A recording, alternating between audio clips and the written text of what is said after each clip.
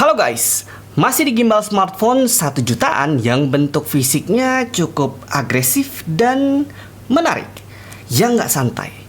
Ini adalah Zhiyun Smooth 4. Cuman apakah fisik tadi seagresif performa dan fitur yang disediakan? Langsung aja guys, kita mulai unboxingnya.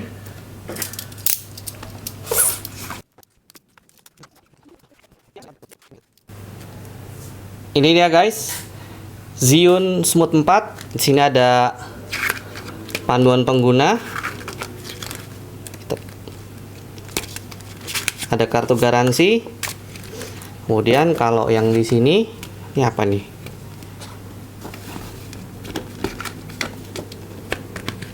Oh sama juga nih, Quick Start Guide. Mungkin ini yang berbahasa Inggris, ini yang tadi bahasa Indonesia. Kemudian di sini ada ya kitab-kitab, service card. Dari kualitas kertas sih ini kayak lebih tebal-tebal sih kertasnya, agak lebih niat gitu. Langsung guys kita buka barangnya. Ini dia, jadi packagingnya itu pakai styrofoam gitu ya, bukan tas. Buka. Set.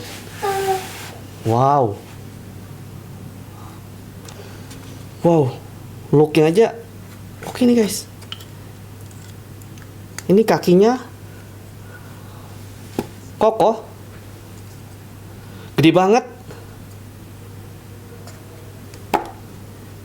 Sini ada kabel-kabel. Oh cuma satu kabel untuk charging. Oh USB Type C kabelnya. Dan langsung ada gimbalnya guys. Wow, gue pegang ini kokoh sih. Wow, impresi pertama kali gue pegang ini. Lebih kokoh ini, lebih kokoh daripada Moza Minimi. Ntar gue rapiin dulu ini ya. Jadi ini dia guys barangnya, nggak banyak isinya, cuman dapat kabel, kemudian kaki dan gimbalnya. Packagingnya dia pakai styrofoam, nggak dapet tas. Tapi impresi gue pertama kali lihat gimbal ini, wah ini sih kokoh sih, tuh lihat. Lebih kokoh dari Moza Minimi. Ini juga wheel dialnya gede banget. Kayaknya gue langsung bawa ke untuk pengetesan deh, gua langsung review. Segini aja unboxingnya. Lanjut guys. Awalnya gua rada skeptis guys dengan wheel dial yang besar di sini. Ini sebenarnya cuman gimmick doang atau memang fungsional gitu.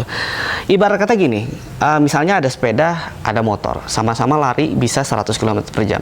Mana yang gua akan pilih? Gua akan pilih motor, karena secara komponen, secara bobot itu lebih mumpuni untuk lari 100 km per jam motor. Sedangkan kalau sepeda mungkin ya untuk 50 km per jam aman lah. Sama halnya juga dengan kamera. Se-advance apapun kamera, pasti dia punya limitasi dari segi software ataupun hardware. Jadi kalau misalnya kita punya device gear yang pengen yang agak spek yang lebay atau overkill, mending sekalian aja kita main di DSLR atau mirrorless gitu. Karena secara hardware, secara software dia lebih mumpuni untuk videografi ataupun fotografi gitu guys. Seperti yang kita tahu juga, aplikasi bawaan dari gimbal itu banyak sekali bermasalah, bukan bermasalah sih, nggak kompatibel di device Android gitu, terutama untuk zoomingnya. Itu seringkali patah-patah. Tapi kalau teman-teman device-nya itu iOS, so far sih aman, karena secara varian dia nggak banyak. Tapi kalau Android ini kan banyak banget gitu, dia open source. Tapi yang gua salut ataupun poin plus dari si wheel dial ini adalah dia tidak hanya sebagai untuk zooming, tapi juga bisa untuk manual focusing. Dan ini bagus banget manual focusingnya.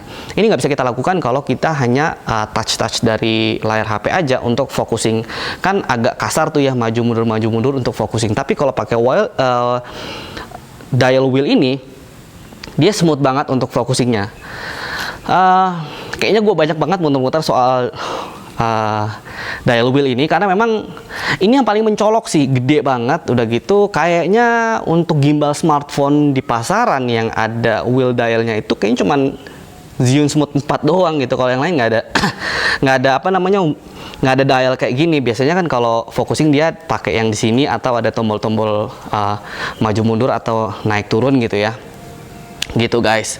Selanjutnya gue akan bahas keseluruhan, tapi kayaknya gue akan langsung aja deh ke pros and kontra, biar sekalian aja bahasnya apa plus minusnya. Gue mulai dari build quality-nya dulu nih guys. Untuk build quality, gue bisa bilang ini better than Beefsteady Pro ataupun Moza Minimi. Mulai dari kaki, handle, sampai ke armnya ini bahannya kokoh banget. Di handle-nya dia ada tekstur-tekstur sampai ke bagian arm. Cuman ini untuk pegangan menurut gue sih agak kurang ergonomis gitu ya. Ini bingung gimana kalau pegangannya tuh gimana gitu. Kadang gue sampai sekarang juga masih apa namanya, masih mencari-cari posisi tangan yang enak gitu, karena di sini ada wheel dial, di sini ada tombol-tombol. Pokoknya gue bingung dah. Itu untuk build quality. Nah, tombol-tombolnya juga ini enak untuk dipencet-pencet. Ini nggak kayak tombol apa sih namanya, pokoknya better lah dibanding Moza Minimi ataupun Beefsteady Pro. Tombolnya enak dipencet, nggak goyang-goyang gitu ya. Bagus kualitasnya. Kemudian untuk wheel dialsnya kayak tadi, dia kontranya zoomingnya itu patah-patah untuk device Android yang gue pakai. Tapi untuk nano focusingnya itu bagus banget. Mekanisme locking dan unlockingnya dia di sini juga bagus. Dia ada semacam pair gitu. Jadi ketika kita locking itu tuh mudah gitu, nggak keras. Mau buka juga mudah. Tapi ketika dia kekunci, dia nggak lari-lari. Beda kalau Moza Minimi itu kan keras gitu. Jadi dia apa namanya, nggak ada mekanisme pairnya. Jadi kalau udah ngunci dia keras, mau buka juga keras gitu guys. Kemudian ini bisa ngecas HP juga. Ada di sini portnya, cuman portnya ini berbeda. Kalau yang untuk ngecas gimbalnya ini dia pakai USB Type-C, kemudian kalau untuk ngecas HP dia pakai micro USB biasa. Gitu guys. Apalagi ya? Untuk pro-nya gue lanjut ke kontra kali ya. Nah, ini yang paling agak vital karena sebuah gimbal gitu ya, 3 aksis.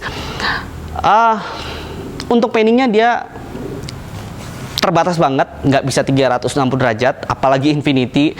Ini mungkin sekitar, kalau gua taksi sekitar 240 atau 270 derajat lah panningnya, jadi cuman bisa segini doang gitu. Kemudian tiltingnya dan rollingnya juga ya cuma 180 sampai 200 derajat doang, terbatas banget untuk pergerakan 3 aksisnya. Cuman untuk proses filmmaking biasa sih ini udah cukup gitu. Kemudian ke mode-mode yang disediakan. Modenya juga yang tersedia ini nggak banyak, cuma ada pen following defaultnya, kemudian ada locking 3 aksis, dia hanya ke depan doang. Kemudian di depan ini dia ada 2 tombol, yang bawah ini untuk all following, jadi misalnya mau POV gitu. Dan yang satunya lagi yang atas ini dia adalah all following juga, cuman lebih responsif. Kalau Zhiyun itu menamakannya ini sebagai phone Go atau Go Phone gitu, nama fitur. Cuman sebenarnya kalau di gimbal-gimbal lain ini lebih disebut sport mode sih gitu. Kemudian apps bawaannya ini file size besar banget, 140 MB. Mungkin karena gimbal-gimbal yang lain, tipe-tipe lain itu sama juga aplikasinya dengan aplikasi yang Zhiyun Smooth 4 pakai, namanya ZY Play gitu kalau nggak salah ya, apa ya, itulah nama aplikasinya. Jadi besar. Untuk secara fungsi semua berfungsi dengan baik, hanya saja untuk di tracking, objek tracking dia agak lemah, masih responsifan yang Moza Minimi. Dan untuk apa namanya, zoomingnya ini ya patah-patah, cuman better lah, nggak patah-patah banget, cuman nggak smooth aja gitu. Oh iya, ada satu fitur unik lagi guys, yaitu Vertigo. Ini ada di apps bawaan gimbal ini yang kayaknya nggak ada di gimbal-gimbal merek lain.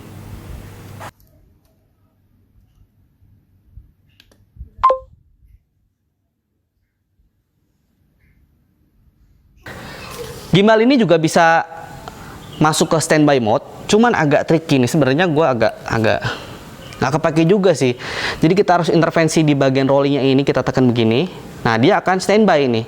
Tapi ketika ngayun balik lagi, dia balik lagi jadi on. Jadi agak susah juga. Mending kalau mau standby matiin aja lah sekalian. Beda dengan Moza Mini Me, kita bisa tekan tombol powernya, maka dia akan benar-benar standby, nggak nyala gitu guys. Berbicara intervensi manual, tadi kalau gimbal-gimbal lain itu biasanya melarang kita untuk menggerakkan arm ini ketika nyala karena akan memperpendek umur motor. Ini kita malah disuruh untuk intervensi. Tadi dari rollingnya kita harus dorong untuk standby. Kemudian karena di sini juga dia nggak ada joystick untuk ngatur arah-arah arm ini, makanya ketika kita posisinya nggak pas gini, kita harus intervensi manual lagi. Bagian tiltingnya ini kita putar-putar begini pakai tangan. Aduh, cuman ada satu mekanisme untuk repositioning otomatis dengan cara kita bisa menekan dua tombol yang di bawah sini 2 kali. Jadi misalnya kita posisinya lagi ini ya, apa namanya? Lagi begini, mau kita lurusin, kita bisa tekan 2 kali, tek tek. Nah, dia akan repositioning lagi. Apalagi ya, kayaknya udah sih itu aja. Mungkin kalau ada tambahan, teman-teman bisa komen di bawah, ataupun yang udah pengalaman atau ada komplain-komplain apa, boleh tulis di kolom komentar di bawah. Lantas kesimpulan dari gua, yang pasti gimbal ini nggak cocok buat teman-teman yang suka vlogging. Buat vlogger yang nggak cocok. Pertama, dari segi fisik, ini besar. Udah gitu dia agresif banget, banyak tombol-tombol gede, ada dial wheel yang besar, kemudian tombolnya banyak. Jadi ini apa ya, mengundang atensi banget gitu kalau kita vlogging pakai gimbal ini. Pertama, kemudian artikulasinya juga terbatas, panningnya tadi terbatas. Jadi misalnya lagi vlogging mau tiba-tiba begini gitu, pokoknya gerakannya terbatas banget deh. Kemudian juga bobotnya ini berat banget guys. Kalau satu tangan vlogging begini capek guys. Mending kalau untuk vlogging, saran gua Brica B Steady Pro aja. Itu lebih slim, lebih enteng, juga pergerakannya dia bisa lebih versatile gitu ya.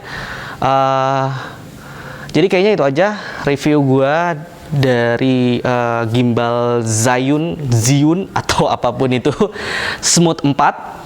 Terima kasih sudah menonton. Jika kalian suka boleh klik like dan share video ini ke teman-teman kalian. Jika ada pertanyaan boleh tulis di kolom komentar di bawah. Sampai jumpa lagi di video lainnya. Bye.